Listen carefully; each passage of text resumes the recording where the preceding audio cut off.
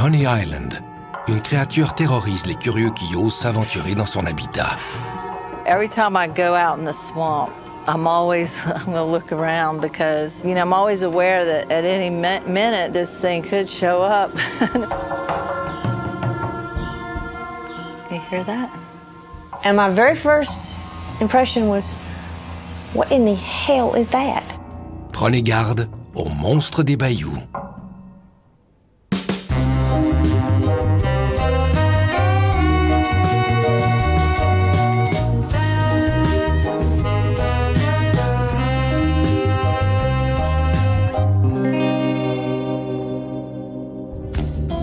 La Louisiane, c'est bien sûr le charme de la Nouvelle-Orléans, le jazz, la fête et la culture cajun.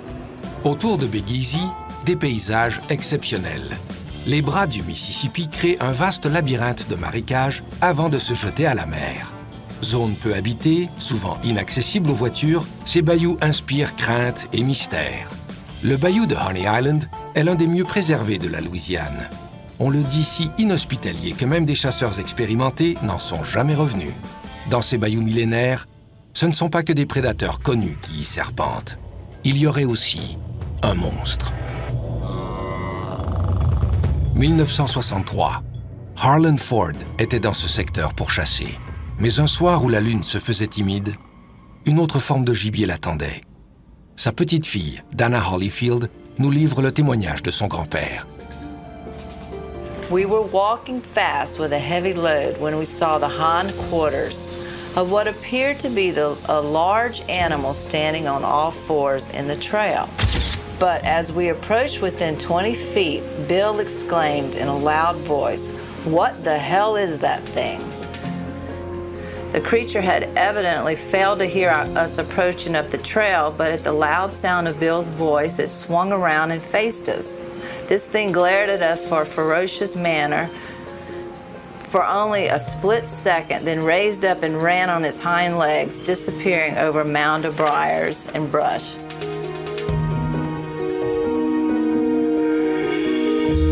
This was the letter that I found in my grandfather's when my mom sold his house after my grandmother passed away, and we found the letter. I guess it was in 1974, and it sort of explains in detail his actual experiences. He had told me when I was a child, never, you know, his friends and family, but over the years things get exaggerated, and you know, people tell a story, and then by the time it gets around the table, it's changed. So when I found this, and it documented his actual what he said, then it's like, you know, we know the truth, like what really happened.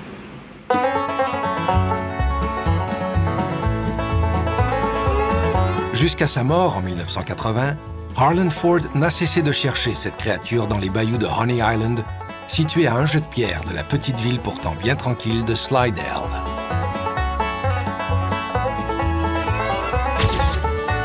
Ariola Vanné est l'historienne attitrée de Slidell. Elle vient de lancer un essai sur l'histoire de la ville. Slidell is located 3 miles from north of Lake Pontchartrain. We're 30 miles from downtown New Orleans. We are in the ozone belt. I mean, the mayor always says we're the best kept secret on the North Shore, and we really are. The area is just a mystery. You know, nobody really wants to go digging around in the swamp with alligators and the snakes and things like that. It's beautiful. You know, if you like to take pictures, it's a great place to go. And then maybe you might get a picture of some strange animal. C'est à Pearl River, petite municipalité de 2000 âmes, qu'on aurait aperçu le monstre le plus souvent. That's the home of the Honey Island Swamp, with the foot of it. And that's our West Pearl River. James Lavigne est le maire de cette ville bercée par les eaux du bayou. Yes, it's the talk of the town. Sure is. They've seen him, they've heard about him, and you know, it's just, I guess for sure he's for real, you know. We are in the middle of Honey Island Swamp. It borders the Mississippi Mississippi and Louisiana, and this Pearl River that we're on right now is what divides us. And this is a very big swamp. It's one of the most primitive swamps in America. Our people and a lot of people out of all around the country, they come in here and hunt, do a lot of fishing, a lot of sightseeing now with the boat tours and stuff, with the alligators. It's a beautiful swamp. A little bedroom community. Everybody knows everybody. We clean. It's home to everybody. The island that we're on here is called Goat Island. This is where our camp is. And further up is where my grandfather first encountered the Honey Island Swamp Monster.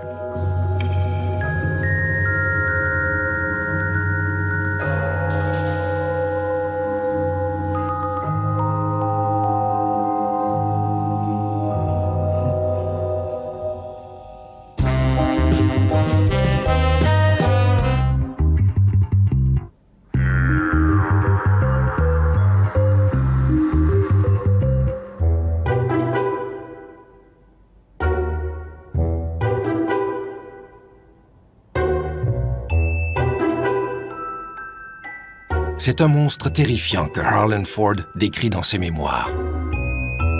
Its loins were slender, while the chest and shoulders were tremendous. The head and face had a square appearance, and the entire body was covered with short, dingy gray hair. The head had long, wild hair that almost touched the ground.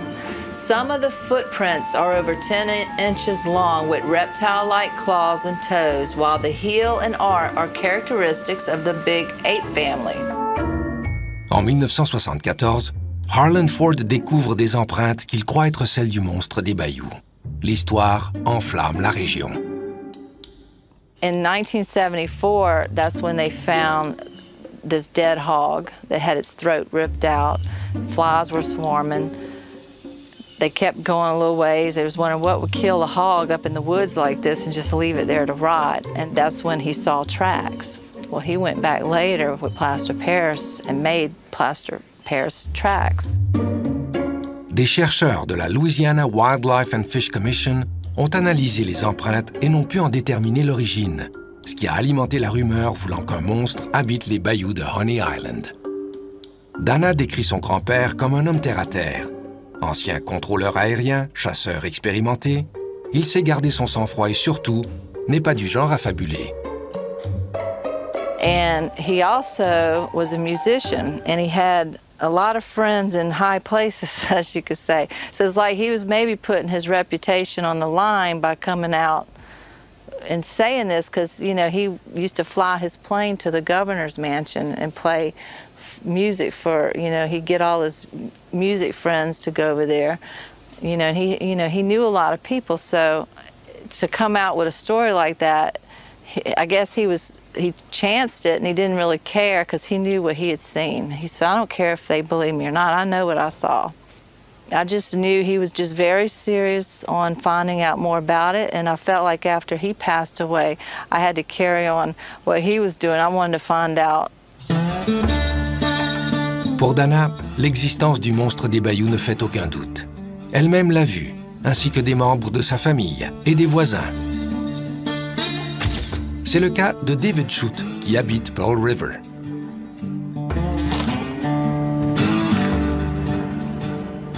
I enjoy it. That's part of living in Louisiana here, you know. You're surrounded by nature and it provides for you. That's a beautiful thing. Come on, girl. It had gotten dark in the evening. I had a little fire going just for light. And we had been walking down the bank, messing with the frogs, and we come back by my boat, and we set our gear down, and we're headed back up towards the tent. And got back just about to the tent, kind of by the fire, and then something ran out from behind the tent.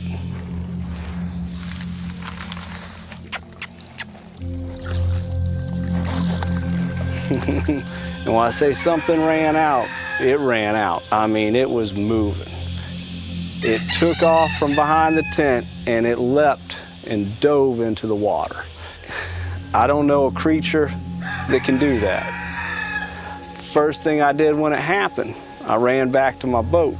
I got my Q-beam on it and I shined over there. Its head wasn't above water. I don't know any animal in this swamp that swims with its head below water. None. And I was fairly nervous the rest of the evening. I didn't leave my gun from my side after that because I didn't know if it was coming back.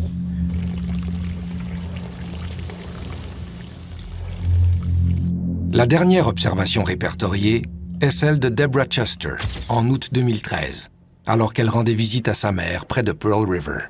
And I went down the hill into an old creek bed,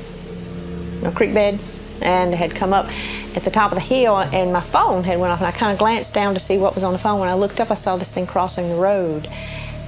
And my very first impression was, what in the hell is that? And it was walking with his arms swinging, its arms like this, and the hair was hanging down, long, matted, like a horse's tail. It hadn't been brushed, matted. It was reddish brown, not black, and it jumped the fence. So I stopped the car, like a crazy person, and ran up to the gate, and I stood on the bottom rung of the gate trying to see it. And I could hear it crashing through the woods, and I was leaning to the left and right trying to see if I could see this thing. Still didn't know what I had saw. And the smell hit me. And I remember looking down at the ground, both sides, thinking, there's a dead animal here. Like roadkill. No, see, I've been a nurse for 25 years. I have smelled some stuff. I've smelled some bad stuff in my life, in my career, I should say. This was not something I had smelled before. This was not nice. It scared me because the hair went up on the back of my neck thinking this thing was out there probably looking at me.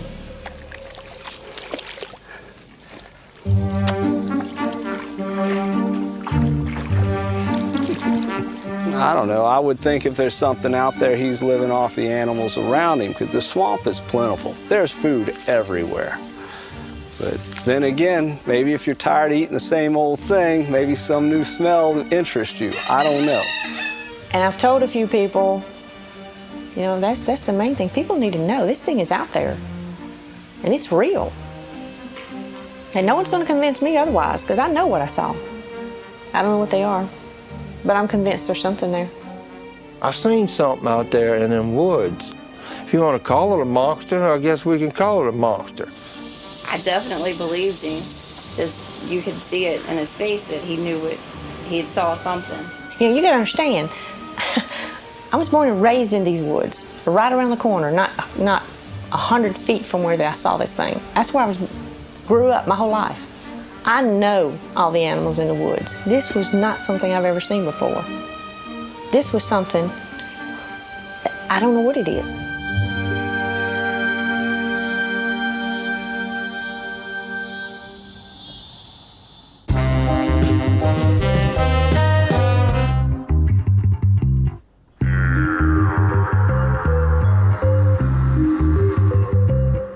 Ce sont les Cajuns, descendants des Acadiens de la Nouvelle-Écosse, qui se sont les premiers installés dans les bayous à la fin du XVIIIe siècle. Ils y ont bâti des maisons sur pilotis et ont subsisté en pêchant des crevettes et des écrevisses. Encore aujourd'hui, le temps semble s'être arrêté dans ces zones marécageuses. It's been a relatively untouched area for most of the history of Louisiana.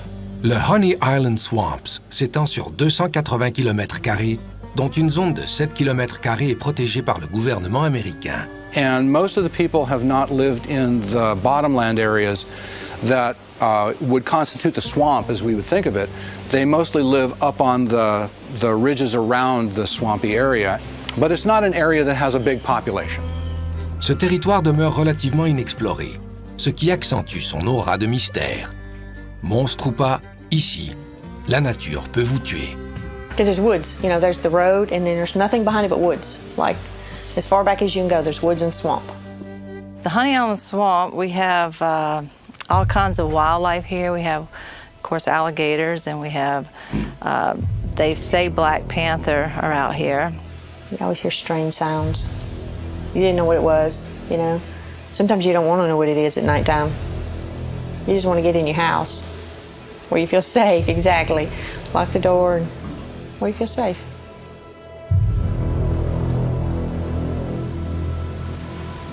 Okay, guys, we're going to put on some Cajun air conditioning. Hang on here. We're going to get up ahead. Be prepared. I don't want you to get tossed over, so hang on.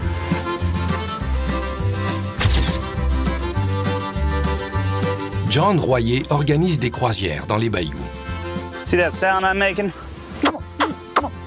So like the sound of a baby alligator. Alligators, large alligators, are territorial and they're cannibals.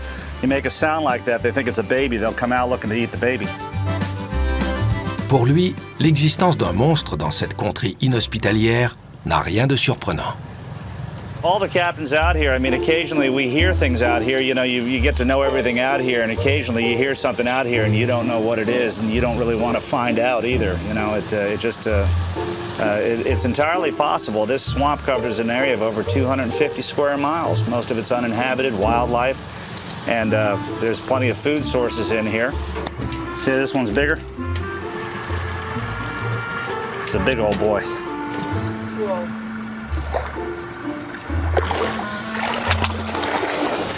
This thing apparently moves through the swamp and occasionally moves on the fringes. People occasionally that live on the edge of the swamp, some people claim to make contact with this thing, see it moving through the trees or moving on the edge of the water, or even wading through the water.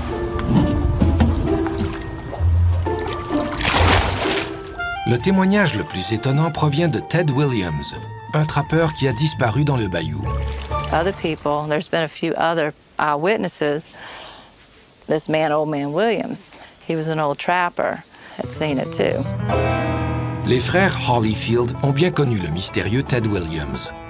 Oh, Mr. Shawnee used to tell a tale about him being in the swamp fishing. Said it was just at daylight one morning, he was running his lines. Just before day, he had to be out and go to work. Said he had a big fish on the line, he'd pull it up, it'd bump. He'd feel it hang, you know, bump, he'd hang. Said he fooled with him there for about 15 minutes. He'd pull him up and boom, and shine that light over. He could see his eye, but he couldn't never get the fish to come on up. So he fooled around. He said, well, I'll work him around to the other side of the boat and see if I can get him out behind that limb. Said he leaned over there and looked, and there was that fish's other eye. He was hitting the bottom of the boat, the reason he couldn't come up. You'd had to know Mr. Shawnee to appreciate it. I know Ted Williams, too. Yeah. So my grandfather had to go meet with Old Man Williams, and him and my grandmother, she told me they went out there to see him, and he said, he's like, yeah, I see it all the time. He said, but it ain't just one. He said, I see them swimming in pairs, and they go across the river, and he said, I don't bother them, and they don't bother me. One time, he was so close, they got out, and they shook off their hair, and he was close enough, it wet him. And then they just went on into the woods. But then Old Man Williams come up missing one day, and they never found him. They found his boat, but they didn't find him. And some people say he just got too close, you know, but they never found his body. Plusieurs hypothèses courent sur l'origine du monstre, dont celle d'un déraillement du train survenu en 1920 avec à son bord un cirque ambulant. Un groupe de chimpanzés se serait évadé dans les bayous. Le monstre serait issu d'un croisement entre un alligator et un chimpanzé. And that's funny because you go up in country a little bit, and the Crawfords and Singletaries and all that, and their ancestors will tell you literally, I shot something in this tree, I thought it was a squirrel, and out fell a monkey, you know? So, I mean, that did happen. But what exactly is out there? I don't know. I'd like to know. I'd like to know. Une autre hypothèse avancée est que le monstre pourrait avoir un lien avec le Stennis Space Center de la NASA, situé à 43 km de Slidell. Not too far from here, if you cross through that swamp, they have the government Stennis test site. Who knows what they make over there? Maybe something got out. They crossbred something. I mean, I hear stories that they're crossbreeding, like man and ape. I mean, I've heard that. Maybe something like that got out. You know, I don't know, but, or maybe it's an alien, I don't know. It's just something that just can't go walking around in town. I mean, it stays very well camouflaged in the swamp. There's so many places in the swamp it can hide. You know, in a way I am. I'm always, particularly when I go through areas where there's exposed mud, I'm always looking for tracks and things like that. But I imagine I think they're probably more active, you know, at night or in the more remote areas of the swamp than they are around on the edges here. But yeah, I'd kind of like to think that occasionally I might spot something moving through the trees there.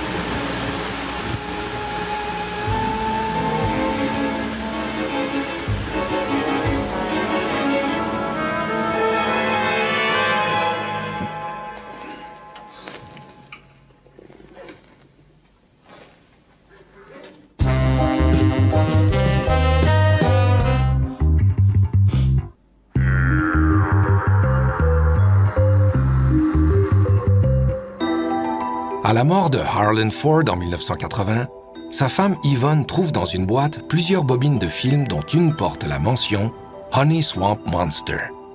Ce sont ces images que Dana a utilisées pour un documentaire qu'elle a réalisé sur le monstre en 2007. There has been much controversy about the existence of this Louisiana Honey Island Swamp Monster. I managed to locate several new eyewitnesses who had more recent sightings since Ford and Mills first saw this creature in 1963. Whenever I was doing the documentary film, my grandmother, Yvonne Ford, who was married to Harlan, came out and said, I don't know if you could use this, but he's had this film. I found it in his belongings after he died. There was one labeled Honey Island Swamp Monster and a little piece of masking tape. And I'm thinking, oh, could this be what I think it might be?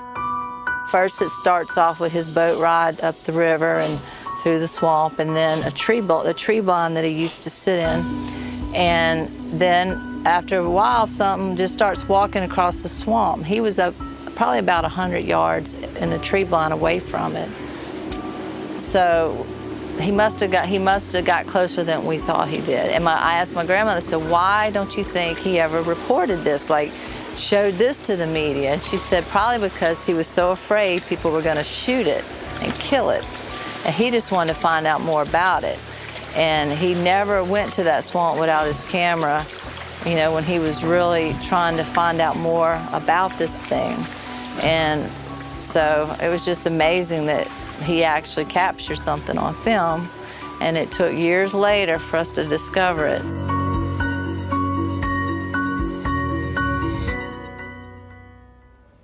Dana consacre maintenant sa vie à répertorier les observations de témoins et à explorer les habitats potentiels.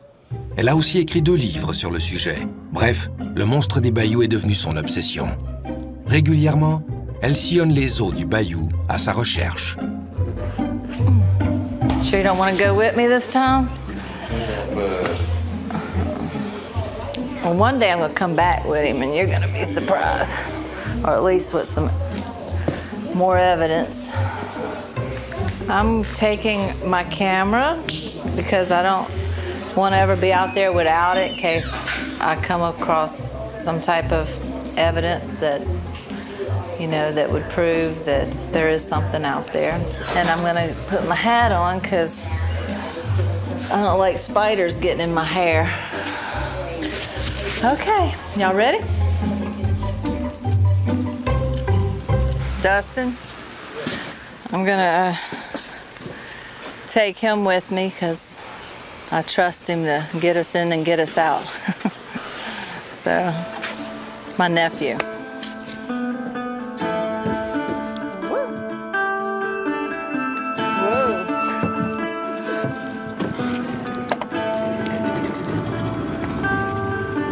We're gonna go in through here, down this slough, and look for any signs along the banks to where good place to get out, walk into, good opening, just to see what's, you know, if there's any kind of new evidence out here.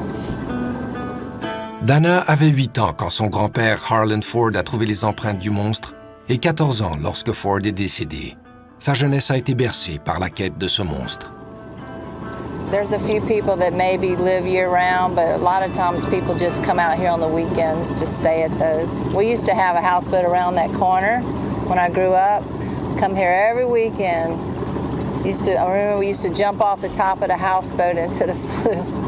Nowadays, I think I wouldn't let my kids do it. My mom said, "Mom, you let me jump off that roof?" But yeah, we had a lot of fun out here. I'm probably a little bit scared, but I'm always try to stay alert and hopefully if I do see this thing that he won't try to hurt me. But I just would like to see it, you know, just to see what my grandfather saw. I've been in this area a long time, but I mean, you could say you know something, but it changes through the seasons. And like, say, when Hurricane Katrina hit this area, they had so many logs and vegetation, just everything just was tore up. So many trees fell in this slough, and then everything just grew rapidly. Bien qu'elle connaisse les lieux, Dana croit qu'il ne faut pas sous-estimer la nature sauvage des bayous. And you might know it. You could go in there and think you know the swamp. You could get so turned around in a swamp and get lost so easy. So it's good to keep a phone on you in case. Hopefully you'll get a signal if you got lost. But there's been a lot of people, hunters mostly, that get lost out there and they have to call someone, you know, they have to get search and rescue to go find them.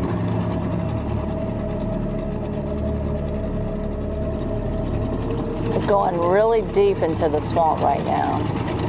Got to go deep to see. I think the deeper you go, the more chances you might come across something. That looks like a good spot to go in, so just pull us up there.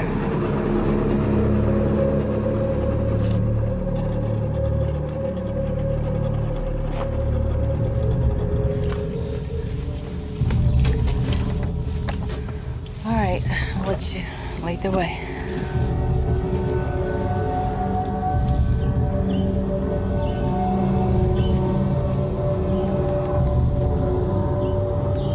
Hear that?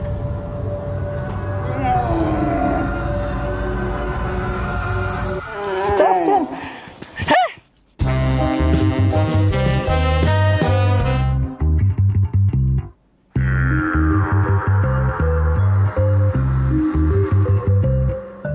La température du bayou est torride en été, généralement au-dessus des 30 degrés Celsius, avec un haut taux d'humidité. Ici, la flore et la faune ont le dessus sur l'activité humaine. En plus des quelques carnassiers bien connus, tels que les alligators, le bayou regorge de petites espèces, ratons laveurs, reptiles, tortues et de plantureuses araignées. Bref, le monstre des bayous a de quoi se mettre sous la dent.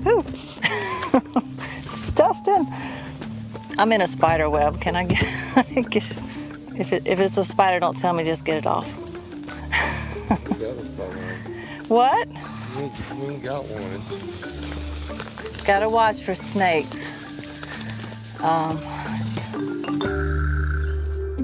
Tous les Louisianais vous diront que les bayous sont un endroit intrigant. Mais de là à croire à l'existence d'un monstre, c'est un pas que les frères Holyfield ne sont pas prêts à franchir. Some people do, some don't. I believe it's just like anything else that a legend or myth they try to keep alive, you know. Some people, nobody actually really believes it, I think. They just want to believe it. Dana a précieusement conservé les plâtres des empreintes que son grand-père a modelées en 1974. Mais aujourd'hui, les frères Holyfield contestent l'authenticité de cette preuve. Yeah, well, Harlan and them was supposed to find some tracks over on the gas line. Ever how long it's been that gas line out there, been through there, right after they put that through, they found them tracks, supposedly. But Harlan had a camp right there by it too, you know, right by the gas line on Coupland Lake.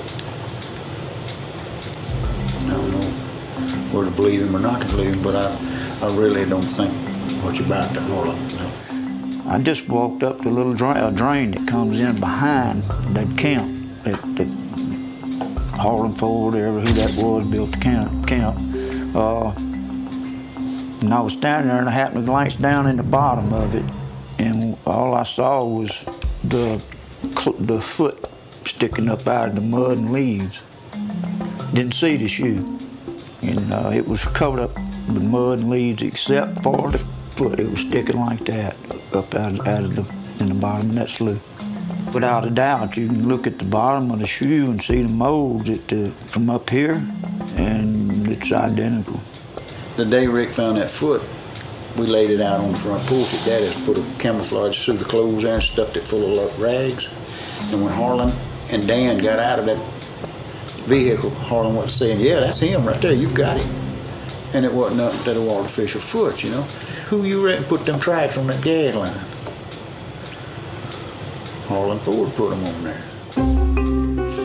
He claimed that he had the shoe with the track glued on it that was found near my grandfather's camp in the mud. And then he tried to say that those were my grandfather's shoe. You know, we first thought, well, I went to look at this. I wanted to see this shoe with the track and compare them with the one I had. And for one thing, the shoe was little. My grandfather's foot would have never fit in that foot because he stood 6'4". Ricky Holyfield was about, and the shoe was small. To me, they didn't, I mean, it looked like long fingers with no webbing on them glued to this shoe. Qu'à cela ne tienne, Dana n'abandonne pas et espère toujours capturer le monstre des bayous. See, like, this mud's soft, and if there was, you know, this would be a good place if it came through here to be able to see a track, because it's still soft, because it's used to have water over it not too long ago, and the water dropped, so all this is soft mud. Wait up, Dustin. Someone even said, maybe it's one of those Highland cattle that has the long, you know, the Highland cattle has the long hair on it. I said, you don't think I'm stupid? I was born and raised on a farm. I grew up on a farm. I know cows. I know Highland cattle. This thing walked on 2 legs. It walked like a human, but it wasn't human.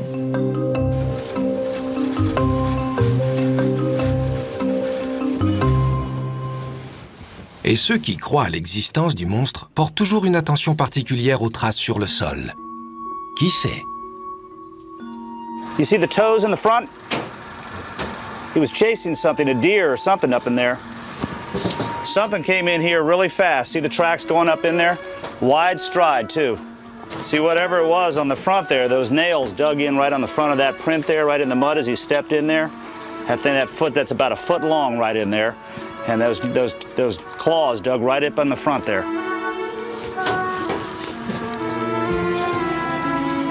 People find prints in the mud, like that one that we saw there. I don't know if that was or not. It could have just been an anomaly, but it might be. You don't know. But hunters out here that have been hunting out here, hunting for various things, wild hog, turkey, and things like that. There's some stories that they've had of coming in contact with one of these things out in the middle of the swamp, out in the middle of nowhere out here.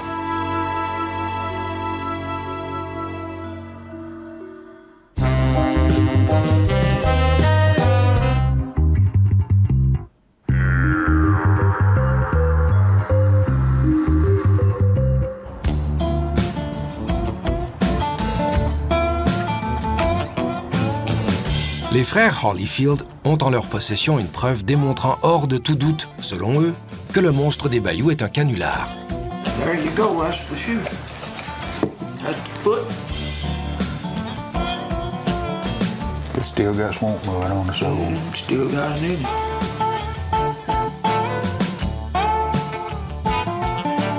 That fits it perfect because you see that hook, how that toe's hooked right there. See how that bead out in there? That right in there? That's all in there. And all that thick stuff there is all what it's made out of, I don't know. They cut it out with plywood and then put that to the board and then put whatever that is on it.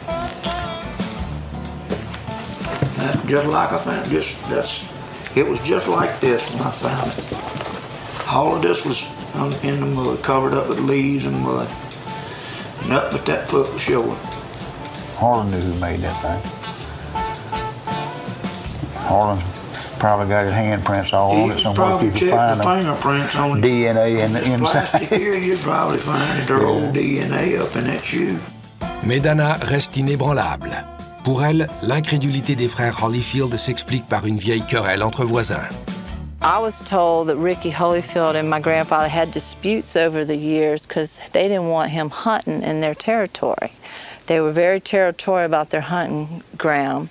And so we thought, well, maybe he's saying it was a hoax to keep all the monster hunters away from there, and any news media or anybody that would have tried to go in there into their hunting territory and disturb their animals that they like to hunt. Et si ce fameux soulier avait servi au tournage d'un film? Then, after I found the letter that Pat wrote, I thought, well, maybe, because he mentioned that Eagle Films wanted to come and do a documentary film or some type of movie about the swamp monster. After we found that foot, the movie business shut down up here.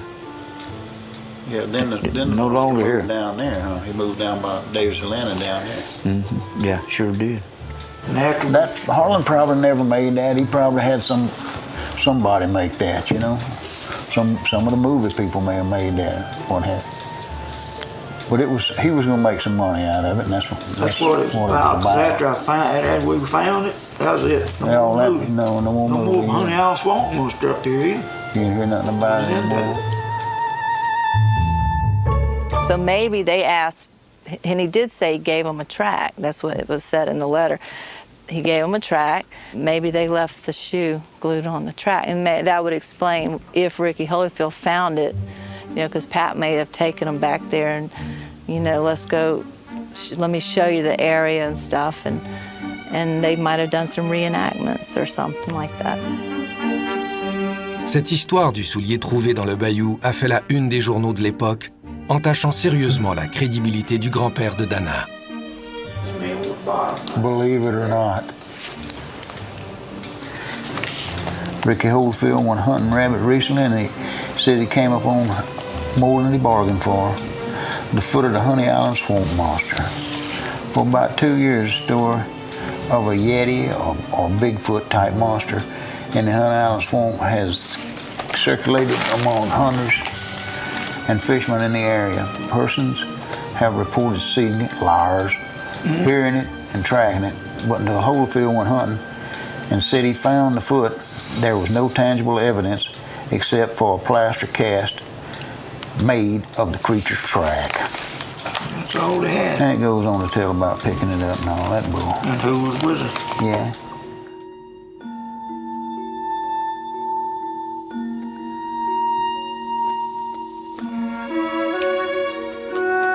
Mosquitoes. Those mosquitoes are coming out now. How'd you get through there, Dustin? Keep on investigating until we find something. But it's starting to get dark, so I don't want to get lost out here in the dark. I mean, we're not that equipped right now because we don't have a gun on us, so I don't want to be out here too late.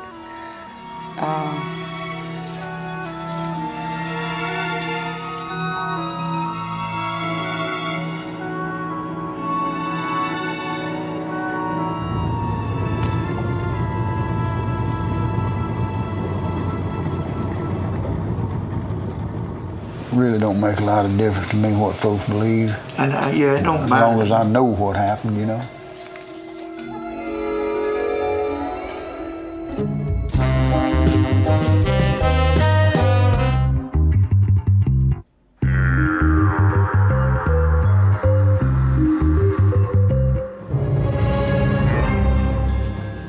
Dana devra poursuivre ses recherches afin de capturer le monstre des bayous. Well, we went out into the middle of the swamp and we looked for evidence. We didn't really find any footprints or anything that you could collect and bring home with you, but we did hear something. And I got in a spider web, so I did it. We heard something, but we got a little closer. Maybe next time we're gonna come across something better and see what happens. Just keep looking for it. Malgré l'absence de preuves tangibles, certains Louisianais croient dur comme fer en l'existence du monstre des bayous. Mais qu'est-ce qui motive leur croyance? Mystique, mystery. It's just human nature. That's all it is. It's human nature. Like anything else, it's when you're a little kid, you don't want to open up the closet because it's dark. But you're dying to know what's in there. You just want to know what's in there, you know? Or you don't want to look under your bed because you know there might be something lurking under there. And that's how the swamp is. When you're riding through there, or you looking, when you're looking at that area, and you want to see something. You want to see something. You want to know something is in there. And we know there's nothing in there. It's just an idea. You know, I mean, and that's what that is. That's working on your psyche, supposedly. You know, I mean, in other words, like the kids say, psych. Well, that's exactly what it is. It's psyching you up and letting you think that there's something in there, and there really is nothing there. What can I say? Okay, there have been reports, as is common in many areas of North America, of a swamp monster. We regard these reports with a healthy skepticism, but many people actually still believe that there is such a thing in the Honey Island swamp. I don't believe that there is a monster in the sense that people generally talk about it, and there are an awful lot of animals in the swamp that could be confused with a monster that looks roughly human. We've had many reports of bears, and if you get only a quick look at a bear, especially if it happens to be standing and looking around for danger, then your eye can be very easily deceived. So in many cases, people will see something like a bear, and their brains will tell them that's humanoid. It looks like something that is kind of human, but hairy and not quite right. David Shute de Pearl River est de ceux qui n'en démordent pas. Ce qu'il a vu n'était pas un animal connu. I've seen just about every animal the swamp has to offer. I did have a incident with a panther, and I know how he moves. This wasn't that. He comes straight down like a little slough, a little narrow gully where the water washes away the mud. And that cat come right down the center of that trucking. You know, it let out a scream before it come through there, and when it come through there, it was moving. And he stays low to the ground. Now, he can leap like what happened to me, but there's no way that he has the height. I mean, and there's no way he's going to swim with his head below water. You know, there's nothing that can do it. Nothing that can do it. No other explanation, you know. Something happened, though. Something happened. I mean, I'm always going to be on the lookout because, like I said, there's been too many eyewitnesses that have seen this thing or these things that I do think there's more than one. No, it was not a costume. Have you been to Louisiana in August? You couldn't wear a costume like that. You would die in heat stroke. You know, it's 100 degrees with 100% humidity. You couldn't wear it 5 minutes. I know what I saw. I just don't know what it is. I don't know what it is. But I need to. Yeah, I need to. Because I do probably once a month I'm there checking again. Because I don't live close there right now. But every time I'm in this area, I'm back looking. I'd like to know what's out there, I really would. But on the other hand, if it is still out there and it is existing, I'd hate for anybody to bring it any harm. Because it's like anything else, just trying to survive. I would like to see it with my own 2 eyes. You know, that is something that I feel like I need to do one day. And I guess that's why I keep looking for it, but I don't know what I'll do if I see it. I might faint. Maybe I'll just wave and say, hi, you know, don't kill me. But no, I don't know, I just feel like I know something's back there and I'm always gonna look over my shoulder.